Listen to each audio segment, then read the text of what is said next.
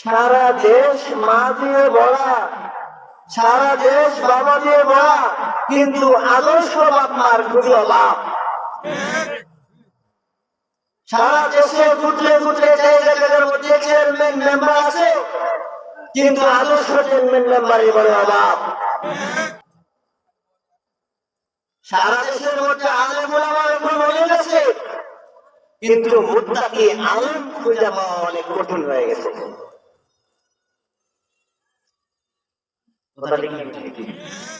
তাহলে এই যে মুহূর্তটা আমাদের সামনে আসছে, সব কিছুর মধ্যে মানুষ পাইতেছি, লোক পাইতেছি, কর্মী পাইতেছি, কিন্তু আদর্শবান কাউকে পাইতেছি না।